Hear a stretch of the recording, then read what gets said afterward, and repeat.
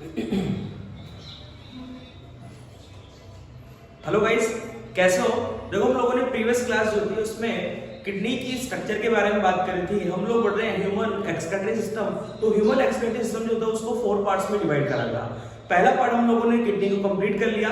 अब किडनी का जो फॉर्मेशन होता है, किडनी का जो निर्माण होता है वो नेफ्रॉन से होता है, जिसे हम लोग यूरिनिफेरस ट्यूबुल्स भी कहते हैं। तो नेफ्रॉन के बारे में बात करेंगे आज। किडनी के बाद हम लोग आज बात करेंगे कि किडनी जो होती है, दोनों लेफ्ट और राइट साइड की किडनी जो होती है उससे एक एक ट्यूब लाइक स्ट्रक्चर निकलती है, पाइप जैसी संरचना निकलती है या नलिका जैसी संरचना निकलती है, जिसे हम यूरेटर कहते हैं। यूरेटर आगे जाकर एंटर करता है यूरिनरी ब्लैडर में यानी मूत्राशय में, और मूत्राशय से एक नलिकाकार संरचना निकलती है जिसे यूरिथ्रा या मूत्रमार्ग कहते हैं। तो आज बात करते हैं इन सबके बारे में। तो चलिए स्टार्ट करते हैं। देखो, ये नेफ्रॉन है। नेफ्रॉन की जो संरचना होती है वो एक नलिकाकार संरचना के रूप में होती है। विज्ञान की ऐसी शाखा जिसमें हम नेफ्रॉन की स्टडी करते हैं उसे हम लोग कहते हैं नेफ्रोलॉजी। अगर नेफ्रॉन में सूजन आ जाती है तो उसे नेफ्राइटिस कहा जाता है। नेफ्रॉन की संरचना की अगर बात करते हैं तो नेफ्रॉन की लंबाई जो होती है वो 3 से 4 सेंटीमीटर होती है। नेफ्रॉन जो होती है वो किडनी की स्ट्रक्चर एंड फंक्शनल यूनिट होती है, यानी कहने का मतलब जो किडनी होती है उसकी संरचनात्मक क्रियात्मक इकाई जो होती है वो नेफ्रॉन होती है। आगे हम लोग बात करते हैं मूत्र सांद्रण की क्रिया होती है या मूत्र निर्माण की जो क्रिया होती है वो नेफ्रॉन भाग में संपन्न होती है। नेफ्रॉन की संरचना का अध्ययन हम लोग 3 पार्ट्स में डिवाइड करके पढ़ेंगे। पहला पार्ट जो इसका है वो है मेलपिजियन कॉर्पसेल्स। दूसरा पार्ट जो इसका होता है वो होता है रीनल ट्यूबुल्स। तीसरा पार्ट जो इसका पढ़ेंगे रीनल कैपिलरीज। अब हम लोग बात करते हैं सबसे पहले मेलपिजियन कॉर्पसेल्स। मेलपिजियन कॉर्पसेल्स जो होता है वो नेफ्रॉन का अग्र थैलेनुमा संरचना होता है, अग्र फूला हुआ भाग होता है, और ये वाला जो भाग होता है नेफ्रॉन का अग्र जो थैलेनुमा भाग होता है ये किडनी के कॉर्टेक्स भाग में प्रेजेंट होता है। दूसरी बात करते हैं, इस वाले पार्ट को 2 पार्ट्स में डिवाइड करके हम लोग पढ़ते हैं। एक पार्ट तो होता है इसका बोमेन कैप्सूल। बोमेन कैप्सूल की बात करें तो अगर थैलेनुमा संरचना होती है, बोमेन कैप्सूल के 2 स्तर होते हैं। ये बाहर वाला जो स्तर होता है इसे बोलते हैं पैराइटल लेयर, और भीतर वाला जो होता है इसको बोलते हैं विस्केरल लेयर। पैराइटल लेयर जो होता है वो सिंपल यानी सामान्य शल्काकार उपकला से बना होता है, सिंपल स्क्वेमस एपिथेलियम से मिलकर बना होता है। बाहर वाला भीतर वाला जो होता है विस्केरल, इस विशेष प्रकार की घनाकार कोशिकाओं से बना होता है। इन कोशिकाओं को पोडोसाइट सेल्स बोला जाता है, पोडोसाइट कोशिका कहा जाता है। और हम लोग अगर आगे बात करते हैं तो जब ग्लोमेरुलस से पदार्थ छनकर आते हैं, वो सभी पदार्थ जो छनकर आते हैं वो बोमेन कैप्सूल में सबसे पहले इकट्ठा होते हैं। इसके बाद हम लोग बात करते हैं बोमेन कैप्सूल की। तो बोमेन कैप्सूल का जो निर्माण होता है, यहाँ पर नेफ्रॉन के बोमेन कैप्सूल में एक विशेष प्रकार की नलिका खुलती है जिसे हम लोग बोलते हैं अफेरेंट आर्टियोल या अभिवाही धमनी। ये अफेरेंट आर्टियोल या अभिवाही धमनी जो होती है इसका व्यास ज्यादा होता है, और इस संरचना, ये जो अफेरेंट आर्टियोल नामक संरचना जो होती है वो लगभग 35 से 50 लूप बनाती रुधिर केशिकाओं का एक गुच्छा होता है, और इस रुधिर केशिकाओं के गुच्छे को हम लोग ग्लोमेरुलस कहते हैं। ये जो ग्लोमेरुलस जो होता है इससे कुछ संरचना निकलती है जिसे हम लोग इफेरेंट आर्टियोल कहते हैं। तो इनके बारे में बात करेंगे जब रीनल कैप्सूल यानी कैपिलरीज हम लोग बात करेंगे रीनल कैपिलरीज की, तो वहां बात करेंगे। तो अफेरेंट आर्टियोल जो होती है वो रुधिर केशिकाओं का गुच्छा बनाती है जिसे हम लोग ग्लोमेरुलस कहते हैं। ग्लोमेरुलस जो होती है उसमें 35 से 50 लोग होते हैं, उसमें छोटे-छोटे माइक्रोपोर्स होते हैं, छोटे-छोटे छिद्र होते हैं। छिद्रों के द्वारा जो सभी पदार्थ होता है वो बोमेन कैप्सूल में इकट्ठा हो जाता है।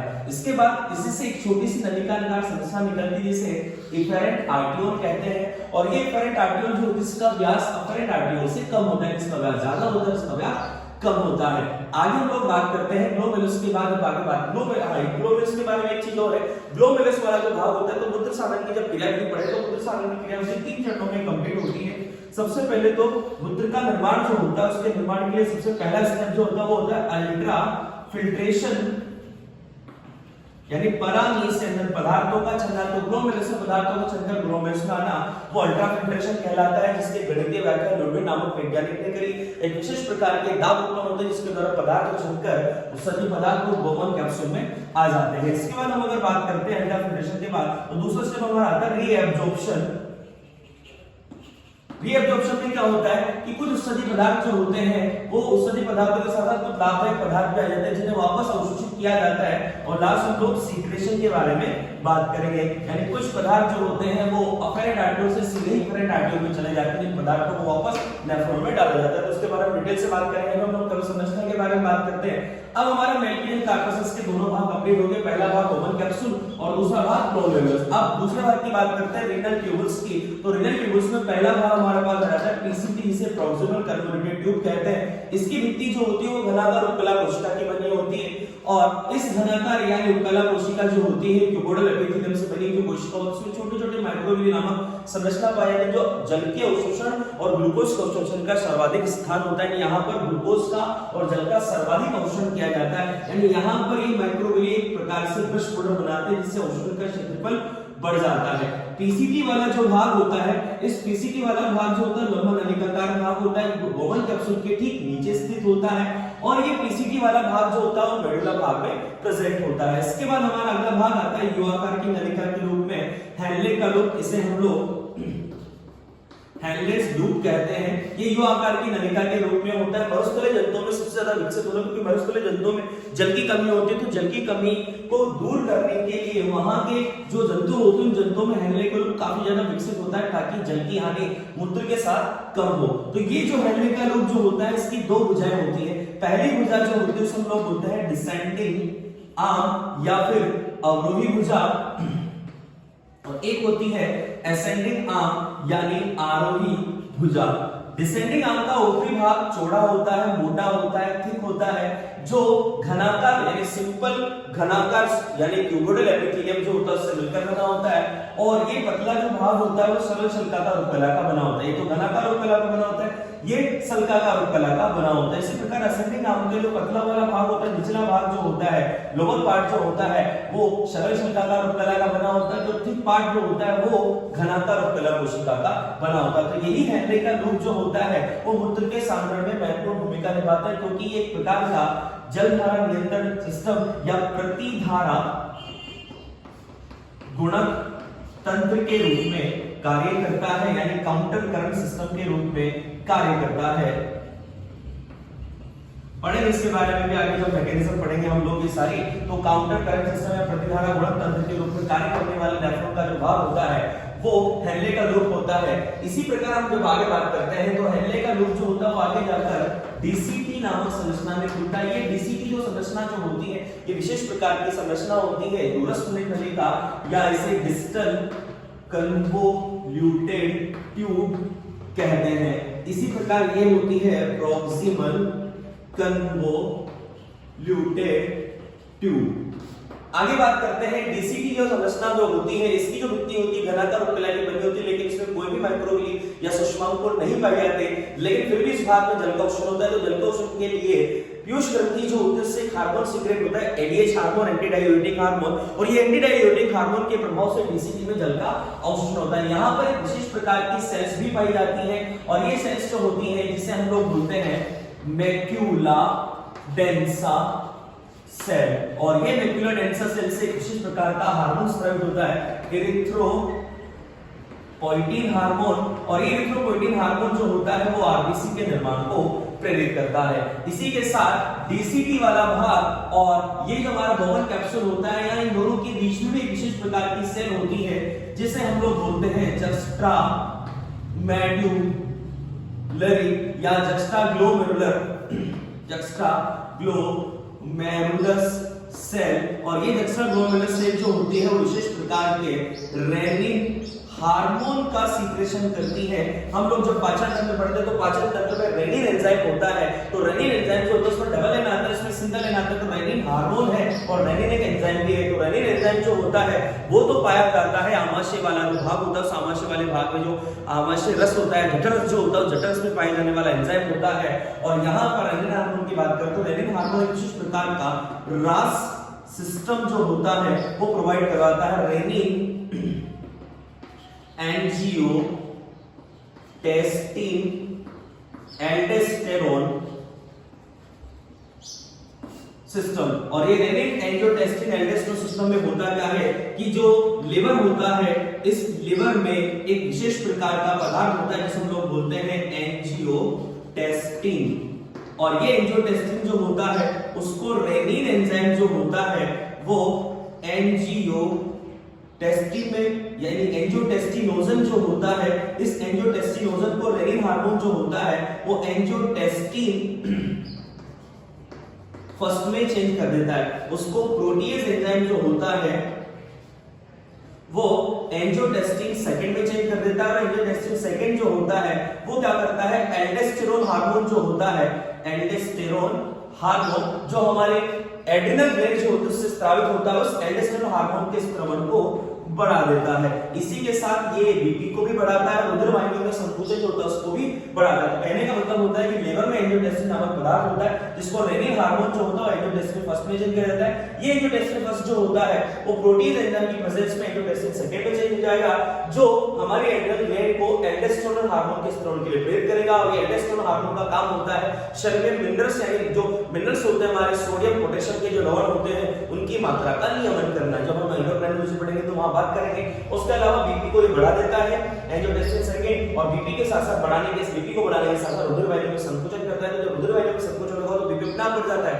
तो आगे बात कर लेते हैं हम लोग बात कर रहे थे इन सब नेफ्रॉन के भागों के बारे में। तो डीसीटी के बारे में हम लोगों ने बात करी। भाई डीसीटी में जल का अवशोषण जो होता है वो एडीएच हार्मोन के प्रभाव से होता है जो पीयूष ग्रंथि से स्रावित होता है। बहुत सारी डीसीटी जो होती है लगभग 8 से 10 डीसीटी जो होती है वो आगे जाकर एक विशेष प्रकार की नलिका में खुलती है, इसे कलेक्टिंग डक्ट कहते हैं। ये संग्रह नलिका जो होती है वो नेफ्रॉन का भाग नहीं होती है। संग्रह नलिका जो होती है लगभग 8 से 10 नेफ्रॉन की जो डीसीटी जो होती है वो जाकर संग्रह नलिका में ओपन होती है। इसकी कोई जो भित्ति होती है वो घनाकार उपकला से बनी होती है। तो कहने का मतलब जो हमारी बाहर वाली भित्ति जो होती है बॉमर कैप्सूल की वो तो शल्काकार उपकला की बनी होती है, भीतरी भित्ति घनाकार उपकला की बनी होती है, पीसीटी की भित्ति घनाकार उपकला की बनी होती है। हेले के लूप की बात करें तो हेले के लूप की डिसेंडिंग आपका ऊपरी भाग जो होता है वो घनाकार उपकला से बना होता है, निचला भाग जो होता है वो शल्काकार उपकला से बना होता है। इसी प्रकार असेंडिंग आपका निचला भाग शल्काकार उपकला से बना होता है, जो मोटा भाग होता है वो घनाकार उपकला से बना होता है। डिसेंडिंग का भाग जो होता है वो घनाकार उपकला से बना होता है। उसके साथ ही कलेक्टिंग डक्ट का भाग भी घनाकार उपकला कोशिका से बना होता है। अब होता क्या है कि यूजुअली ये जो भाग होता है नेफ्रॉन के, ये सारे जो भाग होते हैं लगभग 8 से लगभग 10 लाख नेफ्रॉन जो होते हैं किडनी में पाई जाती है। और बहुत सारी किडनी मिलकर जो होती हैं यानी बहुत सारी नेफ्रॉन जो होती हैं वो किडनी का निर्माण करती हैं। तो इस प्रकार से हम लोगों ने नेफ्रॉन की संरचना के बारे में बात करी। अब बात करते हैं कि यूजुअली ये जो रास सिस्टम जो होता है इस रास सिस्टम का विरोधी भी एक संरचना होती है जो हृदय से स्रावित होती है, उसे बोलते हैं एएनएफ एंटी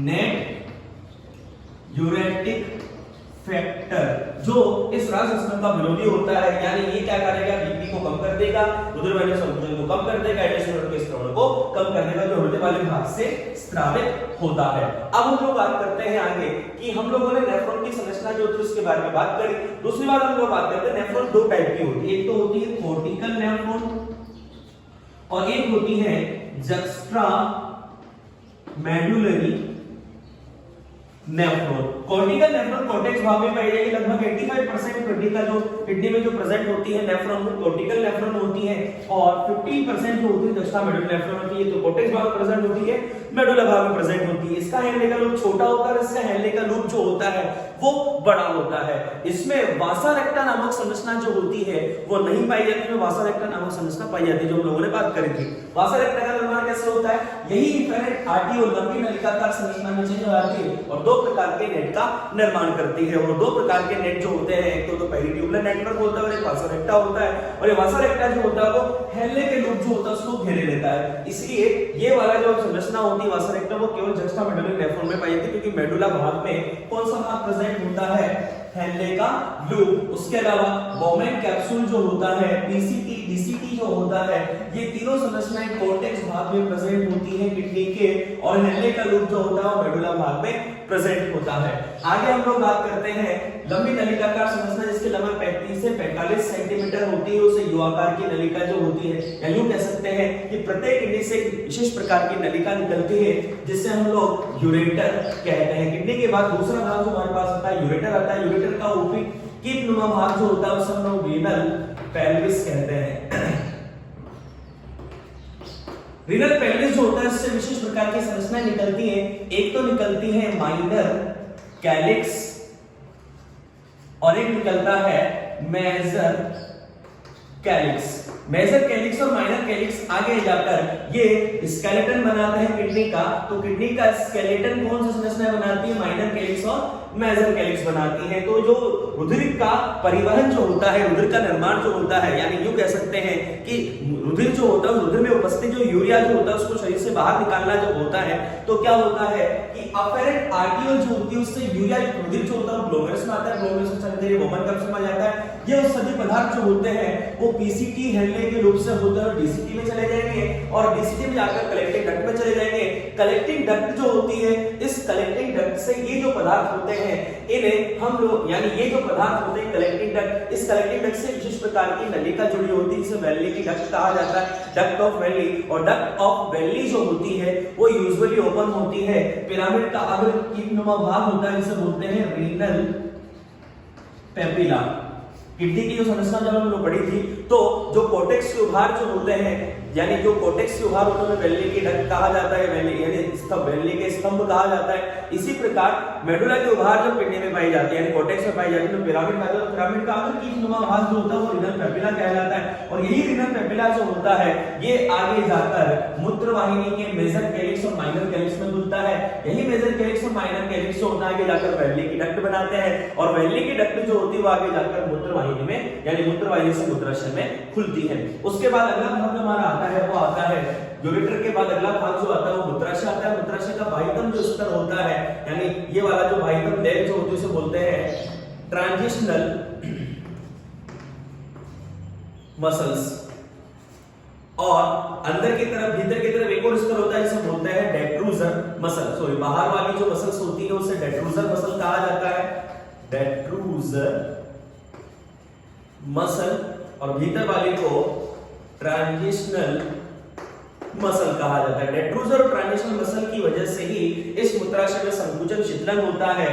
लगभग 300 से 400 ml अगर ये भर जाता है यूरिन से तो मूत्र त्यागने की इच्छा कंप्लीट हो जाती है। तो उसकी कैपेसिटी की बात करें तो 800 से लगभग 1000 ml मूत्र का स्टोरेज कर सकता है। तिरछे छिद्र के द्वारा दोनों किडनी से आने वाली यूरेटर जो होती है, मूत्रवाहिनी जो होती है वो इसमें खुलती है। इसका ऊपरी भाग जो होता है वो तो बॉडी होता है और निचला भाग जो होता है वो होता है ट्राइगल, बॉडी और ट्राइगल। तो ट्राइगल वाले भाग में दोनों ओर की मूत्रवाहिनी आकर इसमें ओपन हो जाती है। तो ये हम लोगों ने बात करी मूत्राशय जो था उसके बारे में, थैलेनुमा संरचना के रूप में होता है। उसके बाद हम लोग अगर बात करते हैं तो यूरिथ्रा की बात करते हैं। अब यूरिथ्रा की अगर हम लोग बात करते हैं तो मेल यूरिथ्रा और फीमेल यूरिथ्रा दोनों की हम लोग एक साथ बात कर लेते हैं। मेल यूरिथ्रा की लंबाई 20 सेंटीमीटर होती है, उसकी 4 सेंटीमीटर होती है। ये किसी भी भाग में डिवाइड नहीं होता।